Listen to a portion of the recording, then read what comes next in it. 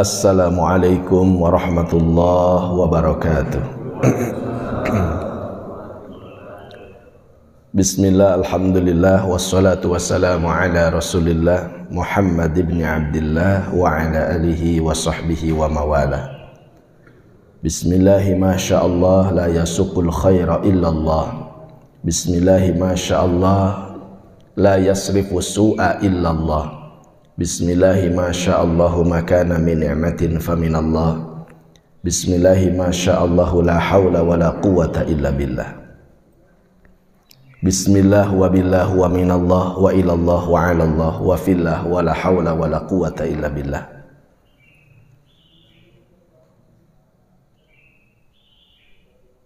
Al-Mukarramun, para alim ulama, para jamaah Masjid Darul Barokah dan jamaah thalabul ilmi yang ba'da subuh ini, alhamdulillah dengan pertolongan Allah Subhanahu wa taala kita bisa berkumpul, yang saya hormati dan saya muliakan.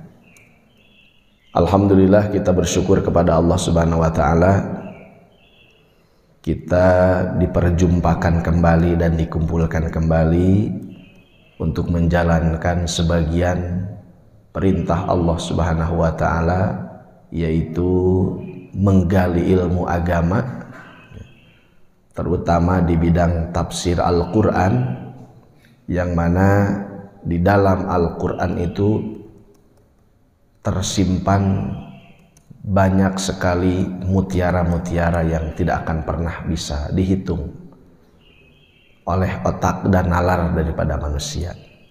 Maka mudah-mudahan di subuh yang berbahagia ini kita mendapatkan tambahan kepahaman ilmu agama, tambahan kepahaman untuk supaya kita beribadah kepada Allah semakin sempurna, baik secara zahiriyah maupun secara batiniyah, zahiran wa batinan. Amin ya Allah ya rabbal alamin.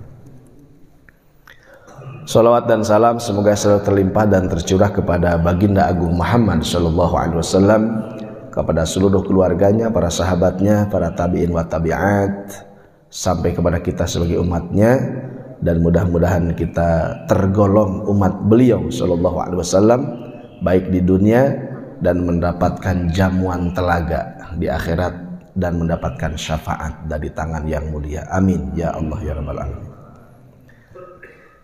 Jamaah sekalian yang dimuliakan Allah Subhanahu wa taala, baik, kita akan melanjutkan kembali tafsir Al-Quran, melanjutkan pelajaran yang dulu pernah kita buka, yaitu surah Al-Kahf, surat Al-Kahfi, karena di dalamnya memuat 3 kisah utama.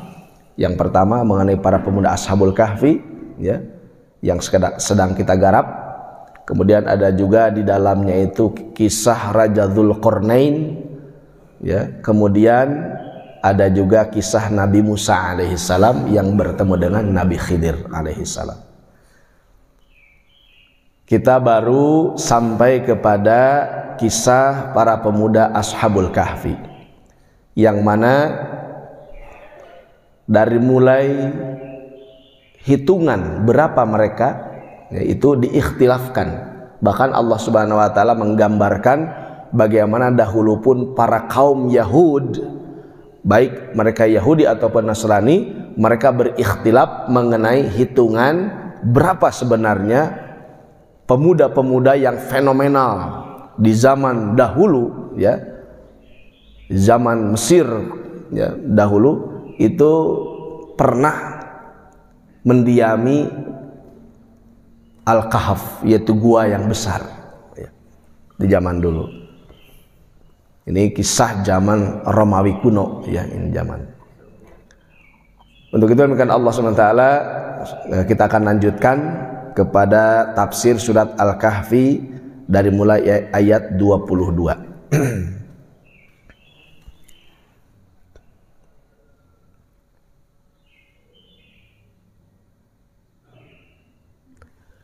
A'udzu billahi minasyaitonir rajim. Boleh yang mengikuti?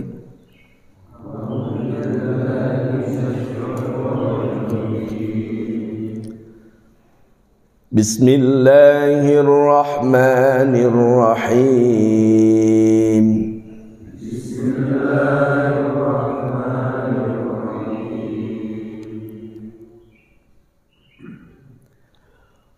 وَكَذَلِكَ أَعْثَرْنَا عَلَيْهِمْ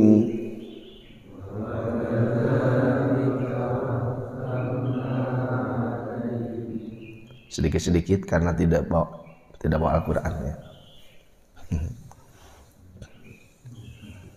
Liya'lamu anna wa'dallahi haqqan anna wa'dallahi haqqan wa anna as-sa'ata la raiba fiha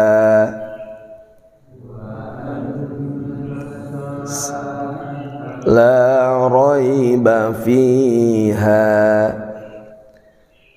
idh yatanaza'una bainahum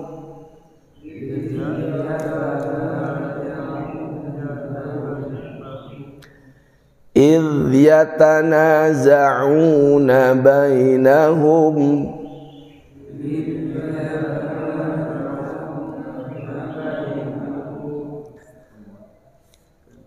يتنازعون بينهم أمرهم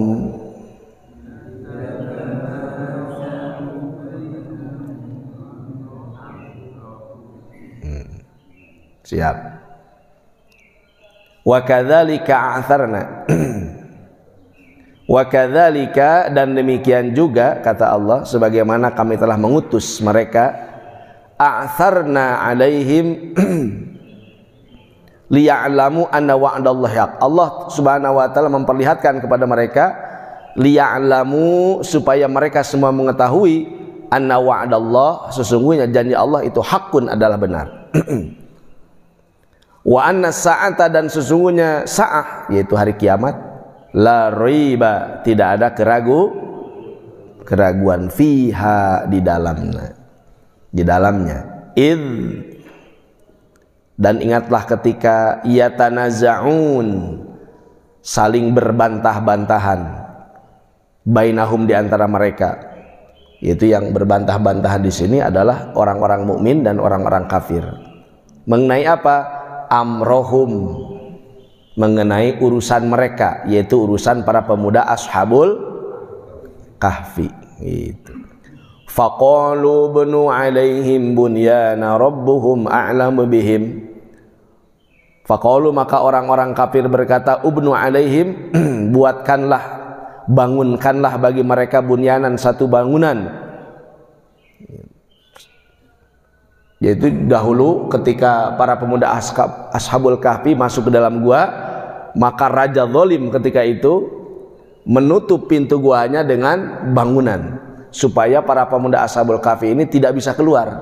Jadi mereka tidak dibunuh secara langsung, ya, karena mereka telah berbeda Tuhan dengan mereka, tetapi mereka disekap di dalam, ya, karena raja itu ketika itu tahu para pemuda itu ada di dalam yang mereka cari, maka dibuatlah bangunan, ditutup bangunan tersebut. Ya, makanya kata Ar-Raqim, Ashabul Kahfi war-Raqim, suka dengar? Ada Raqim kan itu.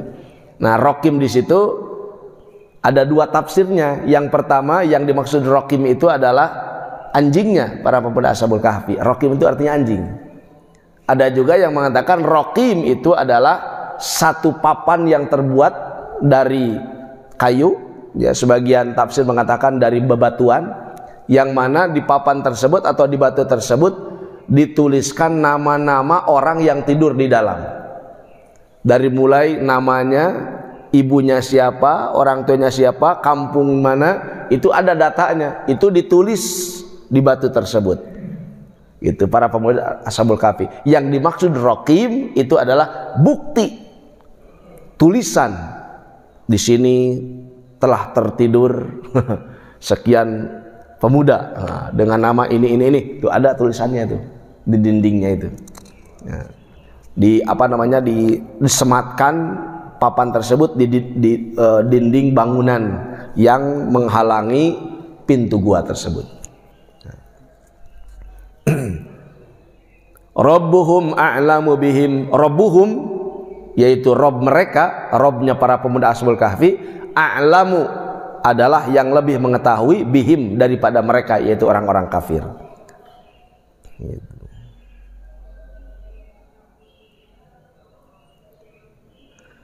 Sayaquluna thalathatur rabi'uhum kalbuhum. Kemudian orang-orang kafir di zaman Rasulullah sallallahu alaihi wasallam, itu tadi zaman dulu. Sekarang kembali kepada zaman Rasul sallallahu alaihi wasallam. Dulu orang-orang Quraisy datang kepada orang-orang Yahudi Madinah, yaitu untuk meminta penjelasan mengenai seorang nabi yang bernama Muhammad yang ngaku-ngaku nabi.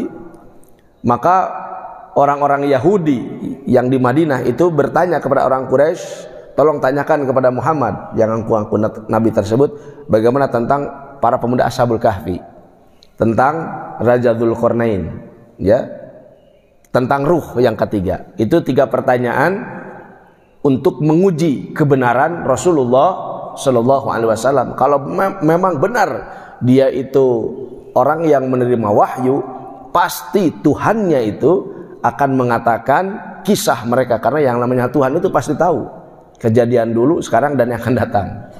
Maka tolong tanyakan oleh kalian. Maka ditanyakan oleh orang-orang kafir Quraisy kepada baginda Rasulullah Shallallahu Alaihi Wasallam.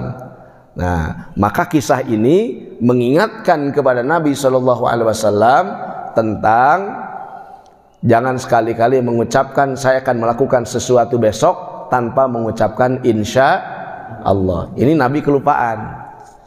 Itu ketika utusan-utusan Quraisy itu datang, wahai Muhammad, sampaikan kepada kami, beritakan kepada kami apabila kau itu benar, ya, bahwa mengenai 3 kisah, yaitu mengenai Ashabul Kahfi, para pemuda yang dahulu pernah menyinggahi daripada gua Al-Kahf.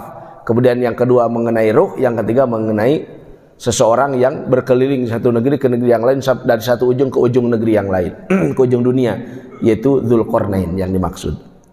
Maka Nabi Shallallahu Alaihi Wasallam ketika itu belum didatangi wahyu Allah mengenai mereka. Akhirnya Nabi mengatakan, besok saya akan menyampaikannya kepada kalian, kata Nabi. Dan Nabi tidak mengatakan insya Allah. Maka wahyu terhenti selama 40 hari.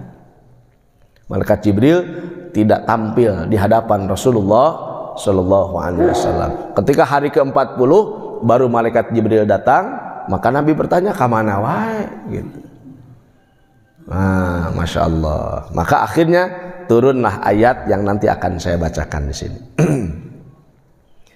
Jadi intinya para orang Yahudi dan Nasrani mereka berdebat, melakukan sebuah perdebatan yang mana perdebatan mereka itu tidak berilmu, karena semuanya hanya praduga mengenai hitungan para pemuda Ashabul Kahfi. Maka digambarkan dalam ayat Al-Quran, sayaquluna thalathatur rabi'uhum kalbuhum. Nah, sayaqulun mereka, Muhammad akan berkata, yaitu orang-orang yang berseteru, yang orang yang berdebat, yaitu orang Yahudi dan Nasrani, salasatun, sebagian mereka mengatakan salasatun itu berapa? Salasah, 3, gitu. Rabi'uhum kalbuhum, rabi'uhum yang keempatnya, kalbuhum anjing mereka. Jadi 3 plus 1 anjing, jadi berapa? 4. Ada yang mengatakan wa yaquluna khamsatun sadisuhum kalbuhum, wa yaqulun, dan sebagian mereka juga berkata khamsatun 5, wa sadisuhum kalbuhum, dan yang ke-6 adalah anjingnya. Ayat ya, yang bicara seperti itu. Masya Allah. 2 pendapat tersebut diucapkan oleh orang-orang Nasrani Najran, ya, orang-orang Nasrani dari kampung Najran mengatakan, sebagian mereka mengatakan 3, 1 anjingnya jadi 4. Mereka mengatakan 5, 6 adalah anjingnya. Ada rajman bil ghaib, rajman karena mengucapkan praduga, bil ghaib kepada sesuatu yang gaib. Mereka pun tidak tahu apa Apa cuman terkaan, dugaan, karena terputus keterangan, terputus silsilah. Bahkan sebagian mereka akan ada mengatakan, wah mitos wungkul eta mah gitu. Gak pernah terjadi di muka bumi ini gitu. Simpang siur, Masya Allah. Wa yanquluna sab'atun wa thaminuhum kalbuhum wa yaqulun, dan mereka juga sebagian mereka berkata, di sini adalah orang-orang mukmin dalam tafsir al-mu'minun. Nah, yang mengatakan qaul atau pendapat yang ketiga ini adalah orang yang beriman, yaitu sab'atun, ada 7. Wa thaminuhum, dan yang ke-8 mereka adalah kalbuhum, anjing mereka. Ya. Kalbu itu anjing. Kalbun, anjing. Kalau hati qalbu. Kalau anjing kalbu, bedanya sedikit. Gitu. Perkataanmu menyentuh kalbuku. Kalbu itu anjingku berarti. Wah, bahaya itu. Kalbu. Ya. Ada juga ketika dulu waktu masih belajar bahasa Arab, ya. Ada satu ungkapan dalam bahasa Arab, abuka kalbun aswad. Abuka, bapakmu, kalbun aswad. Aswad itu hitam. Gitu. Wah, langsung marah itu. Ada satu santri, ya kan, marah-marah ke orang Arab. Ya, karena kata orang Arab, abuka, bapak kamu, kalbun aswad. Anjing hidung. Anjing hitam. Gitu. Padahal jadi langsung marah-marah, padahal dia tidak mendengarkan secara seksama cara pembacaannya. Abuka, bapakmu, kalbun, bukan kalbun, bukan begitu. Kalbun panjang, kalbun seperti bun, ka itu litasbih seperti. Bapak kamu kalbun seperti biji bun, aswad yang hitam. Itu adalah ungkapan peribahasa dalam bahasa Arab untuk menyatakan seseorang itu sangat ulet. Ya, kalau seseorang itu sangat ulet, rajin orangnya itu diistilahkan dalam bahasa Arab seperti biji hitam. Maka bapak kamu seperti biji hitam, artinya bapak kamu sangat ulet sekali. Itu kedengarannya terlalu emosi, wah langsung terbakar. Padahal tidak mendengar bagaimana sebenarnya cara membacanya yang sebenarnya. Masya Allah, satu pujian malah disangka satu ejekan. Makanya harus tabayun, harus didengarkan dengan jelas. Masya Allah. Yang mengatakan mereka itu 7 ditambah 1 anjing, itu adalah perkataan para mukminin, orang-orang beriman. Dan salah satu orang yang berpendapat seperti itu dipegang oleh Abdullah bin Abbas radhiyallahu taala anhu. Nah, kata Abdullah bin Abbas, tidak salah lagi, mereka 7 orang, yang 1 adalah anjingnya. Itu pendapat Abdullah bin Abbas radhiyallahu taala anhu, dan ini as-sahih, yang benar. Jadi tidak boleh ada perdebatan lagi, karena itu perdebatan orang Yahudi dan Nasrani. Yang jelas mereka ada 7 orang dan tambah 1 itu anjingnya. Masya Allah. Ini pendapat yang yang sahih. Qul rabbi a'lamu bi'iddatihim. Tapi sebelum mengetahui pendapat yang sahih itu, prosesnya seperti ini. Qul, katakan oleh engkau Muhammad, Rabbi, Robku, a'lamu, lebih tahu, bi'iddatihim, mengenai hitungan mereka, ma ya'lamuhum illa qalil, tidak ada yang mengetahuinya kecuali qalil, hanya sedikit orang. Di zamannya saja hanya sedikit orang yang mengetahui hitungan para pemuda Ashabul Kahfi. Maka Ibnu Abbas radhiyallahu taala mengatakan, ana minal qalil, aku termasuk yang sedikit itu. Kata Abdullah bin Abbas, ya, dalam Al-Quran tidak ada yang mengetahui hitungan para pemuda Ashabul Kahfi kecuali sedikit, kata Allah. Maka Abdullah bin Abbas mengatakan, yang dimaksud qalil, sedikit itu diantaranya saya. Oh, Masya Allah. Fala tumari fihim illa mira'an zahira.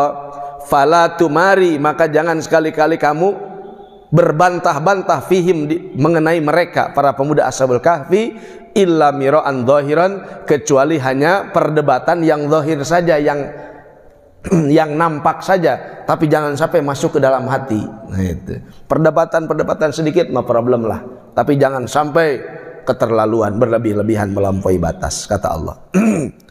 Wala taqulanna li syai'in inni fa'ilun dzalika ghadan. Nah ini ayat ini turun. Wala taqulanna, dan jangan sekali-kali kamu mengatakan li syai'in, atas sesuatu, inni, sesungguhnya saya, fa'ilun, akan melakukan, dzalika, itu semua, gadan, besok. Sekali-kali kamu jangan mengatakan kepada sesuatu yang akan kamu lakukan besok, itu kan, illa ayyasha Allah, kecuali an yasha Allah, apabila Allah menghendaki. Jadi kecuali dengan mengucapkan masya Allah. Ini kejadiannya nih. Gitu. Kemarin sudah disampaikan 7 orang itu ada nama-namanya, di antaranya Silmina, Watamliha, Martunus, Wanainus, Wasariulus, Wadhunwanus, Palyastatiunus, ya, yang Palyastatiunus ini adalah orang yang memelihara anjing tersebut.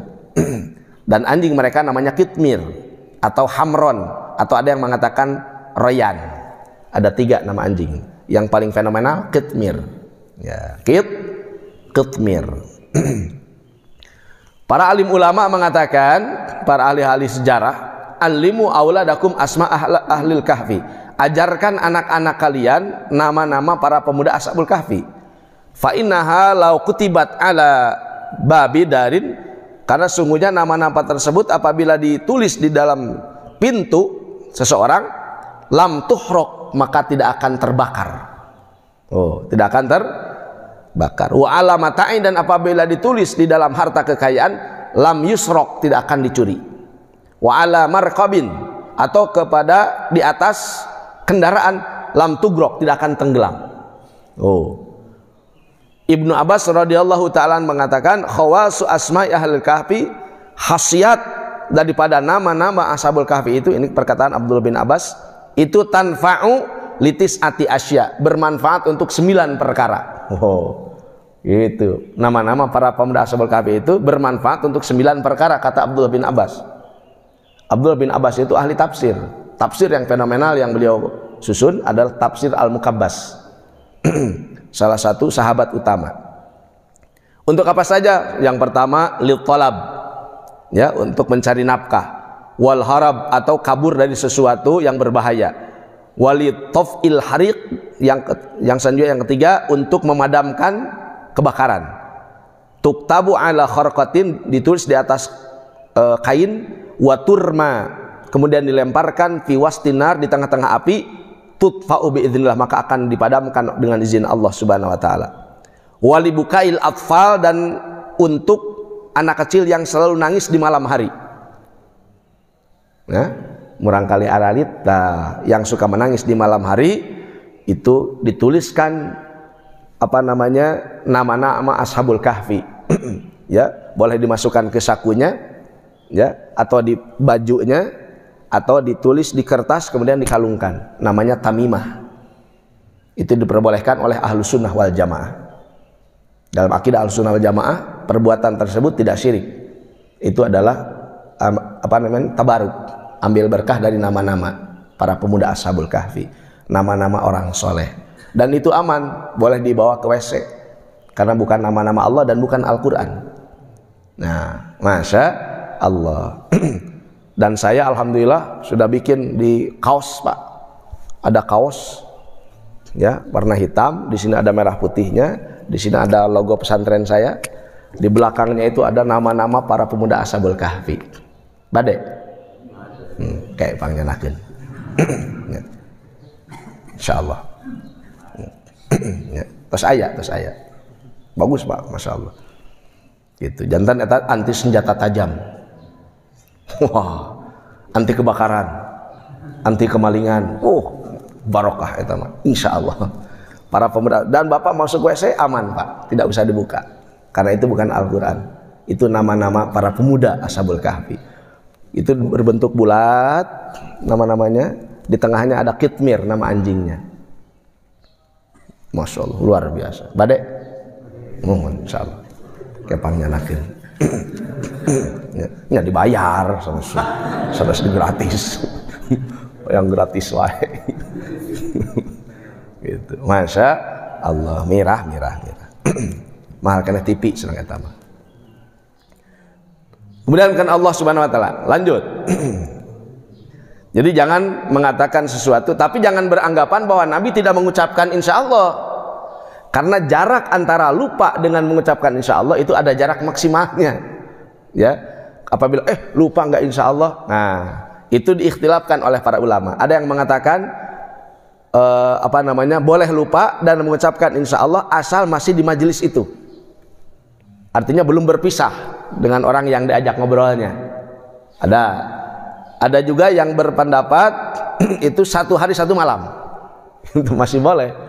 Misalkan tadi kita janji pagi sama orang, saya lupa mengucapkan insya Allah tadi pagi. Insya Allah kita ucapin sekarang, boleh, masih boleh. Gitu. Jadi santai aja. Dan Nabi itu mengucapkan insya Allah, matak tong suudon. Ya, Nabi mengucapkan, ada ini riwayatnya. Itu.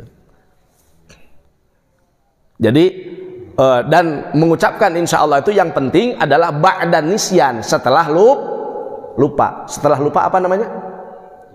Ingat. Pas ingat langsung bener ingat, nggak mengucapkan insya Allah. Nah di situ waktunya insya Allah. Gitu. Siap?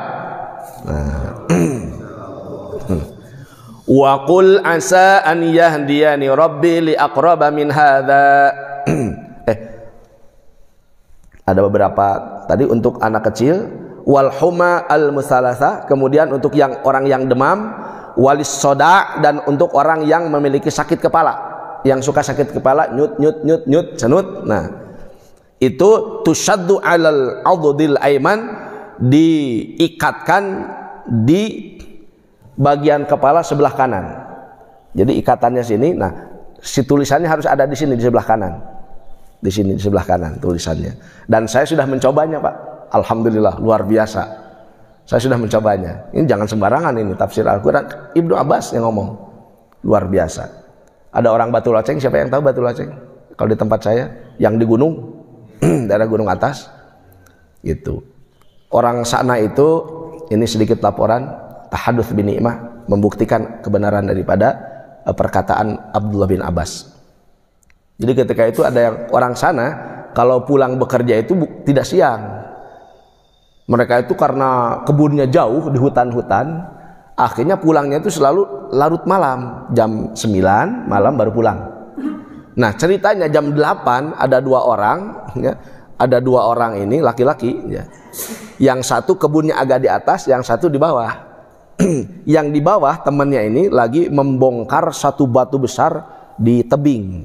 Karena akan dibuat pelataran untuk tanaman, ya, hamparan untuk tanaman, untuk media tanam. Yang di atas turun, kata orang yang di atas, Mang, ayo kita pulang, udah malam nih, gitu. Oh saya ini lagi tanggung sedikit lagi nih, mau kebongkar batunya, gitu. Jadi batunya mau dikeluarin, gitu, di pinggir di tebing itu. Kata orang yang dari atas, oh itu nggak akan bisa kebuka itu. Itu dibukanya harus pakai rokok karena di sana ada khodamnya, di sana ada penghuninya katanya. Kamu ngomong sembarangan, kalau mau rokok ngomong aja, kata yang di bawah itu. Maka dikasih rokok sama yang ini, cerita dia ketika datang ke pesantren ke saya, gitu. Maka dikasih rokok sambil ketawa-ketawa. Tadinya ya cuman bercanda gitu. Langsung pas dirokok langsung pingsan. Ketika itu juga pas rokoknya dinyalain langsung pingsan Pak. Langsung pingsan, langsung pas sadar itu kepalanya tuh nyut-nyutan berat sekali, dan itu terjadi selama 1 minggu.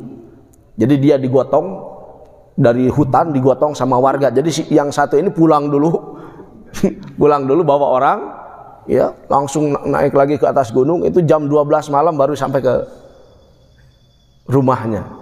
Maka selama 1 minggu setelah kejadian itu nggak sembuh kepalanya itu. Datang ke tempat saya, dibawa tuh ke pesantren, minta doanya Pak Ustaz. Wah lagi gini-gini, lagi nggak kuat itu.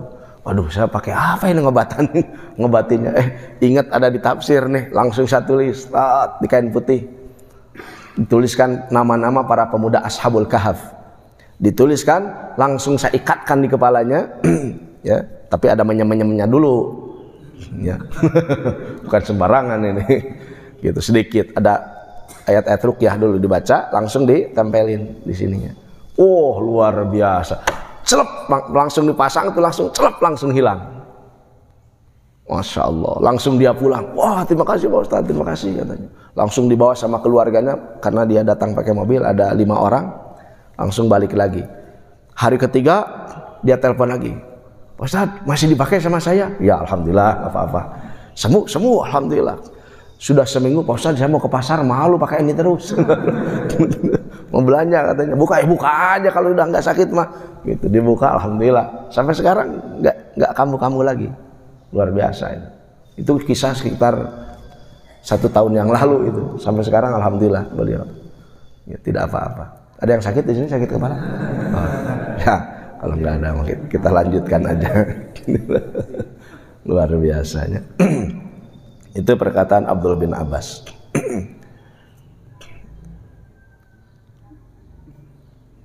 Wali Ummi Sibyan dan untuk Ummu Sibyan. Tuh, untuk Ummu Sibyan juga bisa. Ya. Anak-anak yang suka diganggu oleh Ummu Sibyan. Ummu itu artinya apa? Ibu. Sibyan itu anak-anak, ibunya anak-anak. Itu adalah nama yang disematkan oleh Rasul sallallahu alaihi wasallam kepada jin yang selalu mengganggu anak kecil, yang suka nangis-nangis, yang suka tunjuk-tunjuk ke pinggir gitu. Matanya kalau nangis itu malam hari itu nggak berair mata, ciri-cirinya. Itu gangguan. Ciri-cirinya itu gangguan. Kalau yang berair mata itu normal. Kalau yang tidak berair mata padahal nangisnya hebat tapi tidak keluar air mata, nah ini gangguan ini. Itu bisa dicoba dengan nama-nama Ashabul Kahfi. Ya. Sudah ditulis belum nama-namanya? Oh, belum. Ya, selepas ini ya tulis insyaallah. Tadi sudah dibacakan. Ada 7 orang. Ya, tunggu kaosnya aja lah nanti insyaallah. Gitu. Waqul asa an yahdiani. Waqul dan ucapkan oleh engkau Muhammad, asa mudah-mudahan an yahdian akan menunjukkan kepadaku Rabbi Rabbku li aqraba min hadza, untuk satu pendapat yang lebih dekat dari kebenaran daripada pendapat kalian gitu. Katakan aja begitu dulu Muhammad kepada mereka, kata Allah. Ya, saya tunggu Allah memberitahukan saya mengenai hal ini. Mudah-mudahan ia menunjukkan sesuatu yang lebih dekat kebenarannya daripada ucapan-ucapan mereka. Apanya? Rusdan, apa rosadan? Petunjuknya. Jadi lebih dekat petunjuknya daripada perkataan mereka. Walabithu fi kahfihim salasami'atin. Walabithu, dan mereka telah tinggal para pemuda Ashabul Kahfi tersebut fi kahfihim, di gua mereka, salasami'atin 300 sinina tahun. Ya. 300 tahun. Tuh. Wazdadu tis'a, dan mereka bertambah tis'an 9 bulan. 309 bulan. Nah, ini luar biasa. Ya. Ya. 309 bulan. Ya. 309 bulan, 309 tahun, maaf. 309 tahun. Itu dalam Qamariyah. Itu dalam Qamariyah. Dalam Qamariyah itu 309 tahun. Kalau Syamsiyah 300 tahun. Ya, kalau Syamsiyah mah. Kalau Qamariyah 309 tahun. Karena Qamariyah itu lebih banyak hitungannya daripada Syamsiyah. Oh. Qulillahu a'lamu bima labithu. Qul, katakan oleh engkau Muhammad, Allah a'lamu, lebih mengetahui bima labithu, terhadap berapa lama mereka tinggal di gua tersebut. Lahu ghaibus samawati wal ard, karena miliknya lah kegaiban langit dan bumi. Tuh, masya Allah. Absir bihi, ya. Begitu terang benderang penglihatannya Allah. Wa asmi, dan begitu kuat pendengaran Allah Subhanahu wa taala. Ma lahum min dunhi min waliyin, tidak ada bagi mereka min dunhi selain Allah min waliyin, dari seorang penolong pun. Wala yusyrik fi hukmihi ahada, dan tidak ada yang mensyarikatkan fi hukmihi, dalam hukum Allah, ahadan, seorang pun. Ya. Nah, Allah Subhanahu wa taala yang lebih mengetahui tentang berapa lama hitungan mereka tinggal di sana. Maka Nabi sallallahu alaihi wasallam dengan lantang ya karena dia sudah mendapatkan wahyu dari Allah, dengan lantang mengatakan 309 tahun. Oh, tepat sasaran. Itu nggak mungkin Nabi ngarang-ngarang. Itu langsung Allah Ta'ala wahyukan kepada beliau sallallahu alaihi wasallam. Hanya di sini perlu dicatat, wa'lam annahu ikhtalafa fi ashabil kahfi. Ketahuilah oleh para jamaah sekalian, sesungguhnya orang-orang, para alim ulama, orang Yahudi, Nasrani, orang Muslim itu berikhtilaf mengenai para pemuda ashabul kahfi. Hal matu wadufinu, apakah mereka sudah wafat dan sudah dikuburkan, auhum niyamu adsamuhum, atau mereka itu jasad-jasad mereka tidur mahfudhatun, dalam keadaan terjaga. Jadi kisahnya itu, dari kisah itu, apakah para pemuda ashabul kahfi itu sudah mati atau masih terjaga dalam keadaan tidur? Jangan-jangan sampai sekarang masih tidur. As-sahih, maka yang paling sahih pendapatnya, annahum niyamun, sesungguhnya mereka dalam keadaan naum, dalam keadaan tidur. Allahu akbar. Jadi barobo kene, ya. Wa yastayqiduna 'inda nuzul Isa, dan mereka akan terbangun ketika turunnya Nabi Isa alaihi salam.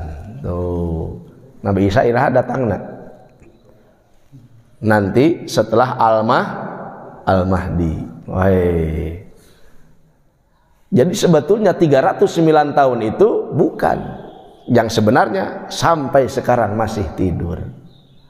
Pantas saja di zaman Umar bin Khattab radhiyallahu taala anhu, ketika itu Muawiyah dikirimkan oleh beliau, ya, oleh Sayyidina Umar untuk berperang menuju satu kaum, untuk berperang melawan mereka, dan itu lewat ketika itu, ya, ke gua yang ada di Jordan, ya, ke gua yang ada di Jordan. Kata Muawiyah, seandainya kalian masuk ke dalamnya, sambil nunjuk ke gua tersebut, seandainya kalian masuk ke dalamnya dan Allah pertemukan kalian dengan dia, dengan mereka, pasti mereka saat ini masih keadaan tertidur, kata Abdullah, ya, kata Muawiyah radhiyallahu taala anhu. Itu beliau telunjuknya itu nunjuk ke gua yang ada di Jordan, itu lewat di situ. Teman-teman kita juga dari Bandung, ya, teman-teman saya juga pernah ada yang ke sana, ya, karena di bawah gunung tersebut, di bawah ini banyak makam-makam para sahabat Nabi sallallahu alaihi wasallam yang meninggal di situ. Banyak, kurang lebih ada 5 ribuan, ya, di bawah gunung tersebut, ya, bukit itu di bawahnya itu ada makam-makam para sahabat Nabi sallallahu alaihi wasallam, kurang lebih 5 ribuan itu makamnya. Luar biasa itu, ya. Nah, di atasnya itu Al-Kahf gitu, gua Al-Kahf. Itu lebih mendekati daripada gua-gua yang lain, karena di dunia ini yang diklaim sebagai pemuda, gua yang dipakai sembunyi oleh para pemuda Ashabul Kahfi itu ada 30 di dunia ini, ada 30, ya. Kata orang Italia, kata orang Roma, ya, itu gua yang ada di tempat kami. Ada juga di sana gua mirip persis, hanya saja di depannya tidak ada bangunan. Nah, yang sesuai dengan kisah-kisah runtuh, step by step, susunan daripada Al-Quran, yaitu ada bangunan di depannya, kemudian ada cahaya yang masuk, ya, ke dalam gua tersebut.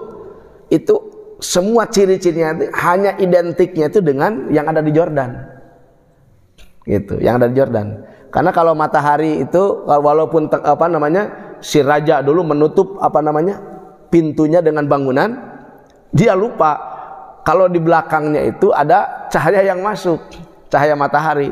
Jadi memungkinkan mereka ngambil napas, ya, ngambil napas. Jadi kalau matahari dari sini, cahayanya ke sini. Kalau matahari berubah, cahayanya ke sebelah sana. Itu kelihatan di dalam gua, itu kelihatan. Ada cahaya yang masuk, berpindah. Luar biasa. Itu yang ada di Jordan, yang mendekati. Jadi pendapat yang sahih, ya, adalah para pemuda Ashabul Kahfi sampai hari ini, saya masih duduk di sini, bapak-bapak mendengarkan saya, sekarang mereka masih tertidur. Bagaimana kalau kita mengadakan tur, ya, bisa sampai umroh mungkin insya Allah bulan Februari. Bapak-bapak yang ada niat bulan Februari kita ada umroh, jadi bisa persiapan dari sekarang itu ya. Umrohnya bukan 9 hari ya, bukan seminggu, bukan 10 hari, umrohnya 13 hari insya Allah dengan saya sendiri. Dan kita ke sana ke Jordan dan kita cek apakah ada para pemuda di sana atau tidak. Ya, insya Allah. Sebetulnya orang datang ke sana itu nggak ketemu. Kenapa? Karena teuluk salam heula. Ya, tidak pakai adab-adab dulu. Ada cara-caranya untuk berjumpa dengan orang-orang yang disembunyikan oleh Allah sampai pada waktunya. Oh, masya Allah, pakai adab-adab itu ayat caranya. Insya Allah. Siaplah pokoknya. Mungkin dari sini ada satu rombongan. Ya. Minimal 20 orang, di tempat saya ada sebagian, nanti dari sini sebagian, boleh. Ya murah Pak, 13 hari. Lebih lama di Mekahnya, 13 hari. Woi, ngeunah-ngeunah tak, Masya Allah. Siap, nanti telepon saya ya. Nah, wa yahujjuna ma'ahu, wa yahujjun, dan mereka para pemuda Ashabul Kahfi itu akan berhaji ma'ahu bersamanya, bersama Nabi Isa alaihis salam. Wa yamutun qabla yaumal qiyamah, dan mereka akan wafat asli ini, bukan tidur. Akan wafat asli sebelum hari kiamat terjadi, yaitu hina ta'tir rihul layyinah, ketika datang angin yang lembut dari negeri Yaman. Nah, ketika angin lembut datang sebelum hari kiamat kan itu untuk mengambil ruh-ruhnya orang beriman. Pertama dari pilek dulu, meler. Ketika angin tersebut tercium oleh orang-orang mukmin ketika itu, meler langsung. Meler, demam, ngarampeyak, wafat, meninggal. Yang tersisa hanya orang-orang jelek saja. Kata Nabi, la taqumus sa'ah illa 'inda syururin nas. Tidak akan pernah terjadi hari kiamat kecuali ketika dalam kondisi seburuk-buruk manusia. Bagaimana gambaran seburuk-buruk manusia itu? Maka digambarkan oleh Rasulullah Shallallahu Alaihi Wasallam. Orang yang paling soleh di masa itu, ya, makanya dikatakan buruk.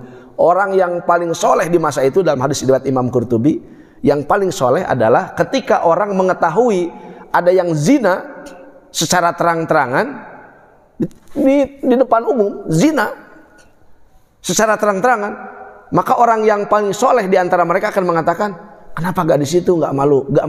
Coba bersembunyi di tempat yang lebih yang lebih tersembunyi, kata, jangan di situ. Itu pang soleh-soleh, nah teteh. Itu yang paling soleh itu yang begitu, yang masih care gitu ya. Tapi bukan disuruh berhenti, coba di tempat yang tersembunyi. Oh, saduana atau etama. Oh, masya Allah, itu yang paling soleh begitu. Allahu Akbar. Tapi kalau sekarang kayaknya belum seperti itu ya, belum sekarang ya. Asa kecida-cida tuh gitu. Nah, masya Allah. Kemudian kan Allah Subhanahu Wa Taala lanjut. Nah, jadi Nabi Isa alaihissalam nanti akan berhaji, ya. Bahkan Nabi Isa alaihissalam pun akan menikah nanti di akhir zaman, ya. Di sebelum kiamat, meninggal dunia. Imam Al-Mahdi pun akan wafat, disolatkan oleh kaum muslimin, kaum mukminin, dan para pemuda Ashabul Kahfi. Itu termaktub di dalam riwayat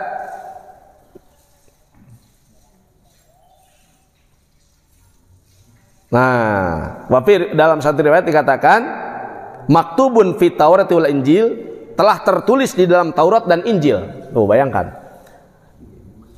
Di dalam kitab Taurat dan di dalam kitab Injil pun sudah tertulis, Inna Isa bin Maryam Abdullah wa Rasuluh. Sesungguhnya Isa bin Maryam adalah hamba Allah dan utusannya.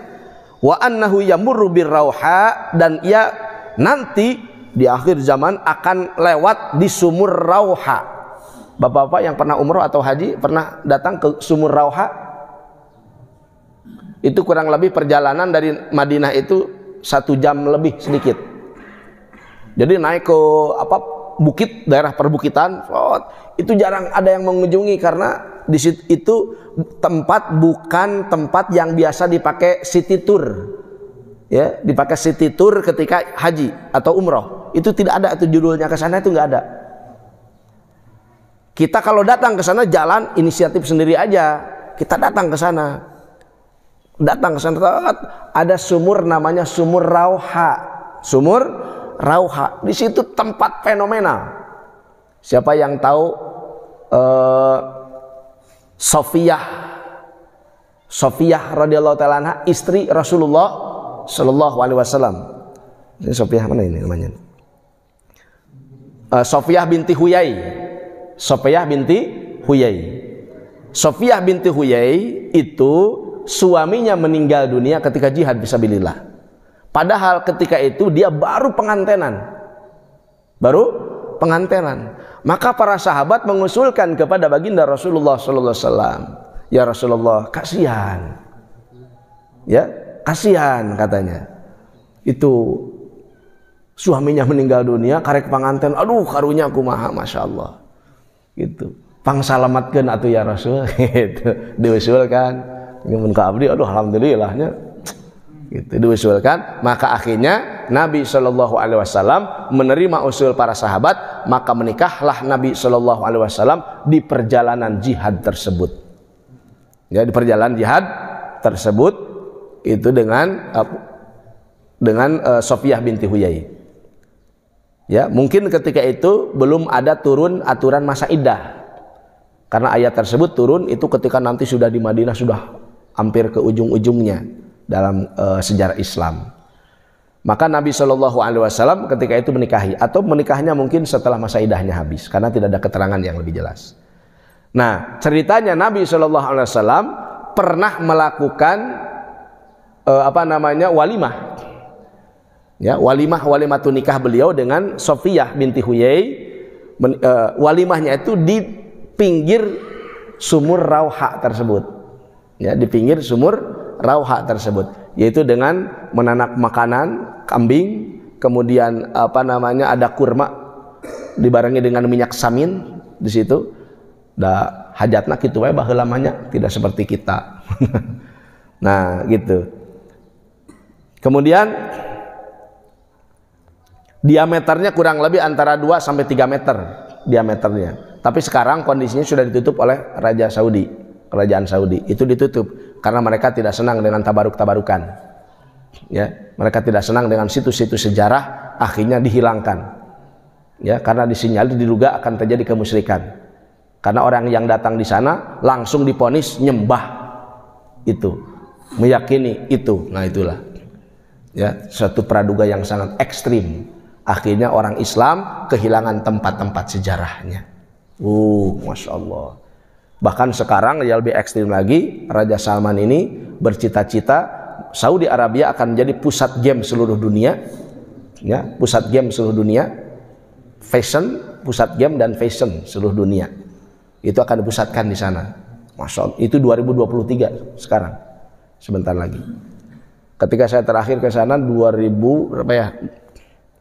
Waktu ke sana itu saya di Mekah 10 hari, Madinah 10 hari, Jeddah 10 hari, 1 bulan di sana bersama istri saya. Ada dari Bandung ada 5 pasang suami istri. Kita dakwah di sana sampai ke kampung-kampungnya, ke masjid-masjid kampung. Wah, 1 bulan itu di sana. Luar biasa. Banyak situs-situs sejarah yang sekarang sudah dihilangkan. Sayang sekali itu. Jadi orang Islam itu nggak bisa membuktikan di kitabnya. Ya, sejarah-sejarah hadis, sejarah-sejarah riwayat itu sudah pada hilang semua. Masya Allah. Sayang sekali ini. Pada orang-orang Islam dari negeri mana, bukan mau menyembah, bukan mau apa-apa mereka itu. Salah sangka mereka itu. Kita datang ke sana itu membuktikan kebenaran Al-Quran. Gitu, membuktikan sejarah-sejarah Al-Quran itu benar. Malah Masya Allah, sayang sekali ya. Nah, kemudian Nabi Isa alaihissalam akan berhaji. Ya, akan berhaji dan berumroh bersama para pemuda Ashabul Kahfi itu.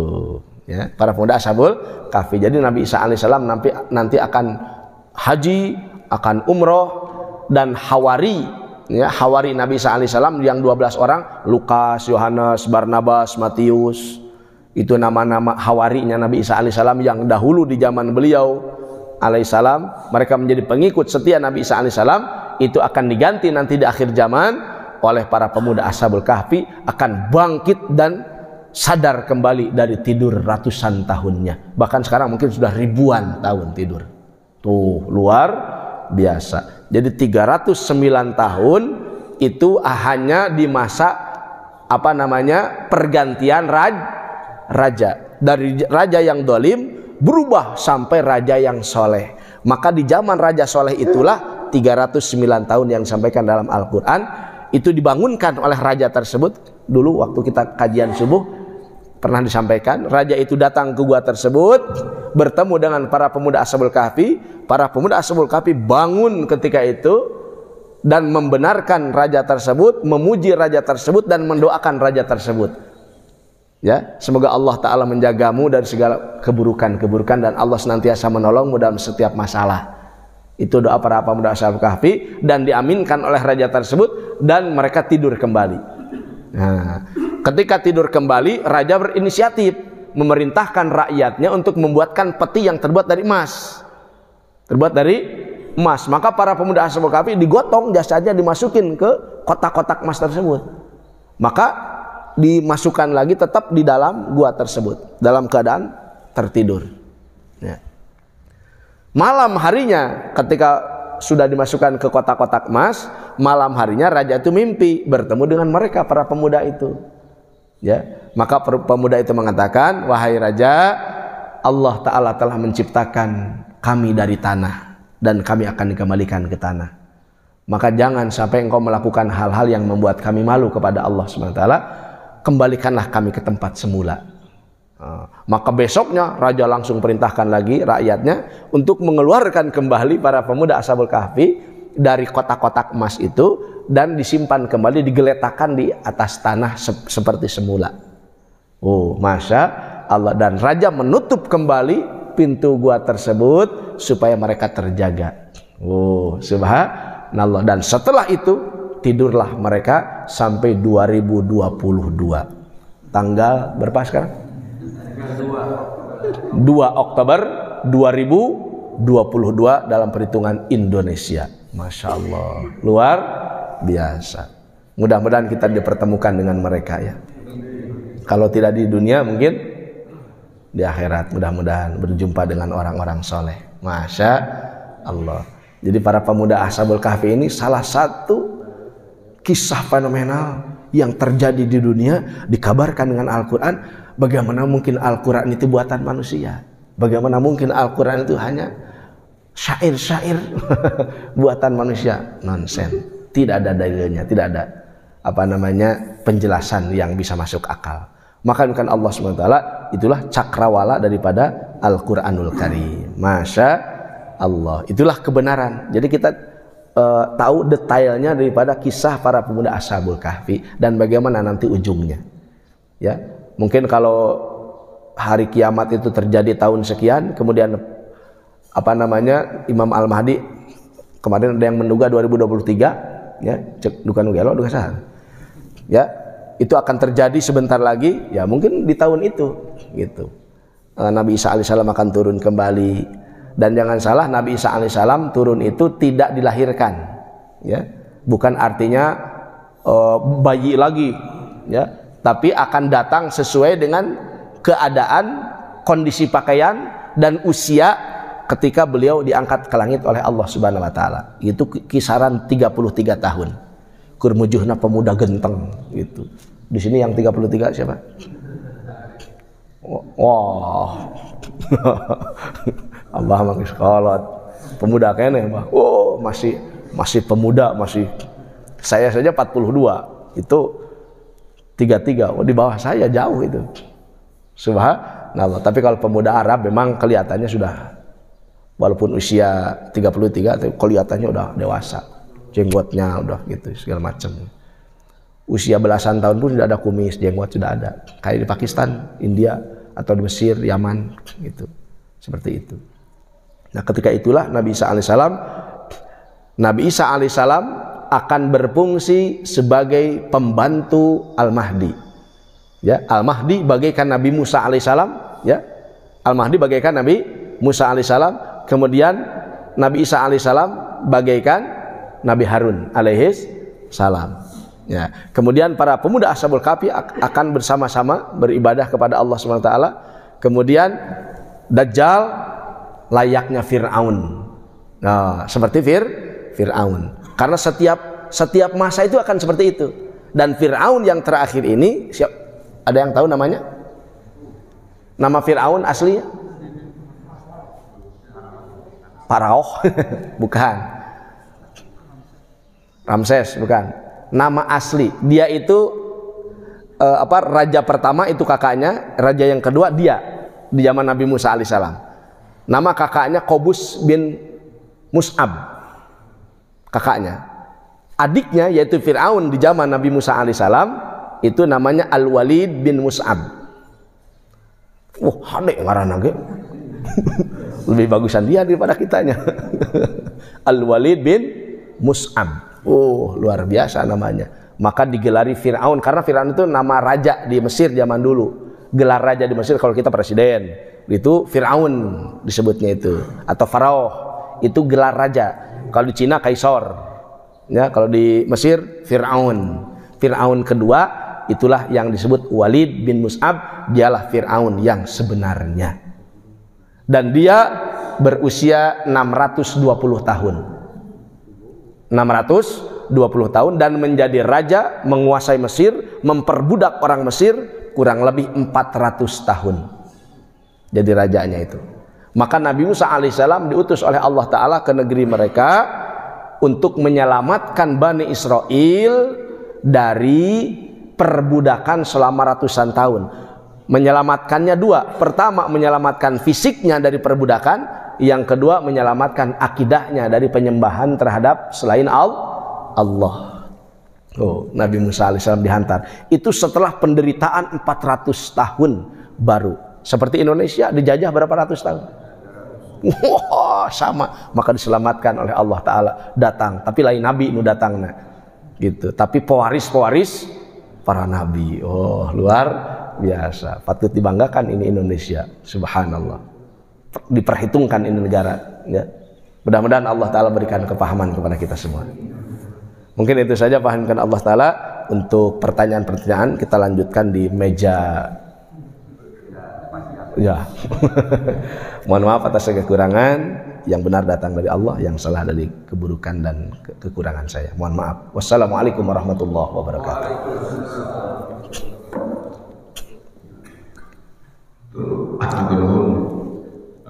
Tapi mohon maaf agar kita semua lebih sering-sering banyak berdoa. Kami mohon Pak Ustadz pimpin doa pagi hari ini biar kita lebih berkah. Allahu Akbar. Bapak adinkan Allah Ta'ala, hari demi hari Allah Ta'ala berikan kepada kita. Satu saat Allah Ta'ala akan jadikan satu hari itu menjadi ajal kita. Likulli umatin ajal, setiap umat memiliki ajal, memiliki batas waktu. Maka tugas kita di dunia hanyalah mengukir berbagai macam kebaikan-kebaikan. Maka mari kita mohon kepada Allah supaya setiap apa yang Allah berikan kepada kita, baik itu ilmu, baik itu umur, usia, harta, kehidupan, mudah-mudahan jadi batu loncatan untuk menyampaikan kita kepada rahmatnya, kepada ampunannya. Mari kita sibukkan diri kita dalam berbagai macam amal kebaikan. Sibukkan diri kita sampai waktunya kita menghadap Allah. Dan Allah mengatakan sudah waktunya pulang. Maka kita hidupkan dan kita manfaatkan sisa usia kita untuk senantiasa berzikir, beribadah, berjuang untuk li'ila'i kalimatillah, meninggikan kalimah Allah Subhanahu wa taala. Mudah-mudahan Allah berikan kita taufik untuk seperti itu. Amin ya Allah ya rabbal alamin. Allahumma salli wa sallim wa barik ala Muhammadin wa ala alihi wa sahbihi ajma'in. Allahumma inna nastahfiduka wa nastaudiuka dinana wa anfusana wa amwalana wa ahlana wa kulla syai'in a'taitana. Allahumma ja'alna fi kanafika wa amanika wa jiwarika wa a'yadhika min kulli syaitanin marid wa jabbarin anid wa dhi'ainin wa dhibagi wa min syarri kulli dhi syarrin innaka ala kulli syai'in qadir. Allahumma jamilna bil afiyati was salamah wa haqiqna bit taqwa wal istiqamah wa a'idna min mujibatin nadama innaka antas sami'ud du'a. Ya Allah, apa saja yang baik berikan kepada kami. Ya Allah, apa saja yang buruk bagi kami, baik untuk dunia dan akhirat kami, maka jauhkan kami darinya ya Allah. Bimbing kami selalu ada di jalan-Mu ya Allah. Berikan kami tambahan ilmu yang bermanfaat untuk kehidupan kami di dunia dan di akhirat. Ya Allah, cukupi rezeki kami yang halal dan barokah ya Allah. Jangan biarkan kami meminta-minta kepada selain-Mu ya Allah. Cukupi kami ya Allah. Ya Allah ya Rahman ya Rahim, jangan Kau matikan kami sebelum iman dan amal sempurna dalam diri kami. Jangan Kau matikan kami ya Allah sebelum Engkau ampuni seluruh dosa-dosa kami dan kesalahan kami ya Allah. Ya Allah ya Rahman ya Rahim, ya Allah berikan kami keindahan husnul khatimah. Jauhkan kami dari keburukan su'ul khatimah. Ya Allah ya Rahman ya Rahim, jadikan kami ya Allah pembawa panji-panji kebenaran. Ya Allah, jadikan kami ya Allah orang-orang yang banyak manfaatnya. Ya Allah ya Rahman ya Rahim, jadikan ilmu kami manfaat, jadikan harta kami manfaat, jadikan usia kami manfaat untuk diri kami sendiri, keluarga kami, tetangga-tetangga kami, dan manfaat untuk muslimin muslimat ya Allah. Ya Allah, berikan tangan kami kekuatan untuk bersedekah. Ya Allah, berikan kaki kami kekuatan untuk melangkah ke majelis-majelis kebaikan. Ya Allah, berikan kaki kami kekuatan ya Allah untuk berjuang di jalan-Mu ya Allah. Ya Allah, berikan kaki kami kekuatan untuk berdiri di malam hari untuk menangisi dosa-dosa kami ya Allah. Rabbana zalamna anfusana wa illam taghfir lana wa tarhamna lanakunanna minal khasirin. Lindungi kami dari berbagai macam mara bahaya ya Allah. Wabah, penyakit dunia dan akhirat ya Allah. Ya Allah ya Rahman ya Rahim, selamatkan kami dari bencana dunia dan azab akhirat ya Allah. Jauhkan kami dari siksaan-Mu ya Allah. Maafkan seluruh kesalahan dan kealpaan kami ya Allah.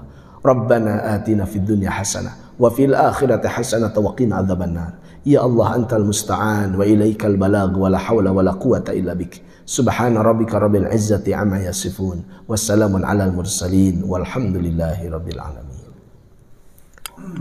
Mudah-mudahan Allah SWT mengabulkan.